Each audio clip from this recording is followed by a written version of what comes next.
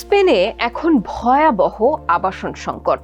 সেখানে বাড়ির দাম আকাশ ছোঁয়া এবং সাধারণ মানুষ বাড়ি কেনা তো দূরের কথা, থাকার জন্য জায়গা খুঁজে পাচ্ছেন না। বার্সেলোনা, সেভিল সহ বড় বড় শহরগুলোতে বাড়ির সংখ্যা অত্যন্ত সীমিত এবং দামও অত্যধিক। এমন পরিস্থিতিতে বিদেশিরা সব বাড়ি কিনে নিচ্ছে। ফলে স্থানীয় বাসিন্দারা এখন হাঁটছেন সড়কে। তাদের জন্য বাড়ি খোঁজা হয়ে পড়েছে একটা দুঃস্বপ্নের মতন। দেশটির জনগণ এখন বিদেশি ক্রেতা এবং পর্যটকদের বিরুদ্ধে প্রতিবাদ করছেন, কারণ তাদের মতে এই বিদেশিরাই সংকটের মূল কারণ। আল জাজিরার প্রতিবেদনে বলা হয়, গত সপ্তাহে স্পেনের সমাজতান্ত্রিক প্রধানমন্ত্রী পেদ্রো সানচেজ দেশের আবাসন সংকট মোকাবেলায় বিদেশিদের বাড়ি কেনার উপর 100% ট্যাক্স সহ 12টি নতুন পদক্ষেপ নেওয়ার ঘোষণা করেছেন। সানচেজের লক্ষ্য হলো নন ইউরোপীয় ইউনিয়নের নাগরিকদের স্পেনে বাড়ি কেনা থেকে বিরত রাখা। তিনি বলেন, স্পেনের আবাসন হওয়া উচিত স্প্যানিশদের বসবাসের জন্য, সেই সাথে অভিবাসীদের জন্য, যারা এখানে কাজ করতে আসে, জীবন গড়তে এবং আমাদের দেশের উন্নয়ন ও সমৃদ্ধিতে অবদান রাখে। গত বছর স্পেনের বাড়ির দাম 8.3% বৃদ্ধি পায়, যা দেশটির বিপর্যস্ত আবাসন বাজারের একটি বড় সংকটের ইঙ্গিত ছিল।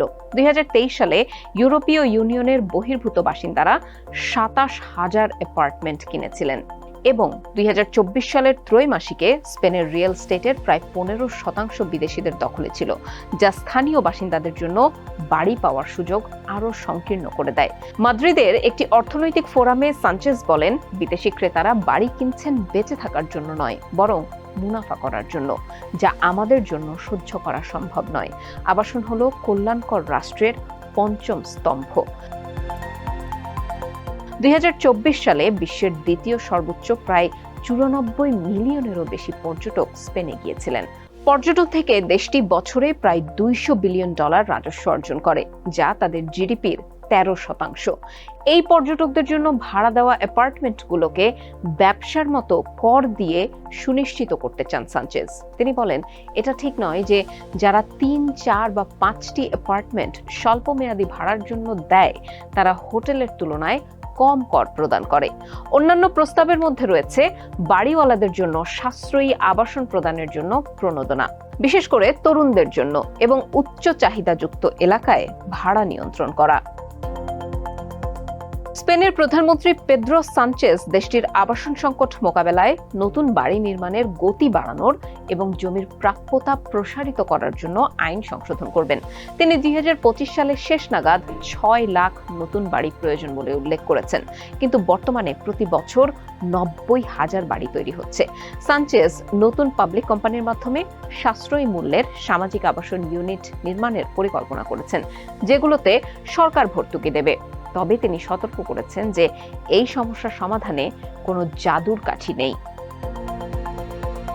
পেদ্রো সানচেজ নতুন পাবলিক কোম্পানির মাধ্যমে 2 মিলিয়ন বর্গমিটার জমি হস্তান্তর করে সাশ্রয়ী মূল্যের হাজার হাজার সামাজিক আবাসন ইউনিট নির্মাণের পরিকল্পনা করেছেন। বর্তমানে স্পেনে সামাজিক আবাসন মাত্র 2.5%, যা ফ্রান্সে 14% এবং নেদারল্যান্ডসে 34%-এর তুলনায় অনেক কম। এছাড়া সানচেজ ছুটির ভাড়ার ক্ষেত্রে প্রতারণা রোধের জন্য কঠোর ব্যবস্থা গ্রহণের ঘোষণা দিয়েছেন, বিশেষ করে এয়ারবিএনবির মতো প্ল্যাটফর্মে। এইসব প্রতারণায় জাল সম্পত্তির তালিকা, অননুমোদিত সাবলেটিং এবং লাইসেন্সবিহীন ভাড়া অন্তর্ভুক্ত। তিনি 2013 সালের গোল্ডেন ভিসা প্রোগ্রামও বাতিল করবেন, যা ধনী নন ইইউ বিনিয়োগকারীদের স্পেনে রিয়েল এস্টেট কেনার সুযোগ দেয়। এইসব প্রতারণার জাল সম্পত্তি তালিকা, অননুমোদিত সাবলেটিং এবং লাইসেন্সবিহীন ভাড়া অন্তর্ভুক্ত। 2024 সালের ডিসেম্বরে স্প্যানিশ কর্তৃপক্ষ এয়ারবিএনবি প্ল্যাটফর্মে বিভ্রান্তিকর ভাড়া অফার মুছে ফেলতে ব্যর্থ হওয়ায় এটি তদন্ত শুরু করেছে। অন্যদিকে 2013 সালে চালু হওয়া গোল্ডেন ভিসা প্রোগ্রামটি বাতিল করা হবে।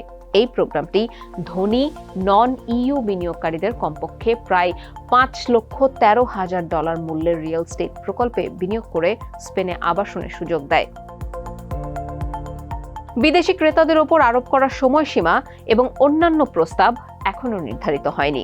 এই সব প্রস্তাব স্পেনের সংসদে পাশ করতে হবে, কিন্তু সানচেজের সরকার সংখ্যালঘু হওয়ায় আইনের অনুমোদন পেতে সমস্যা হতে পারে বলে ধারণা করা হচ্ছে।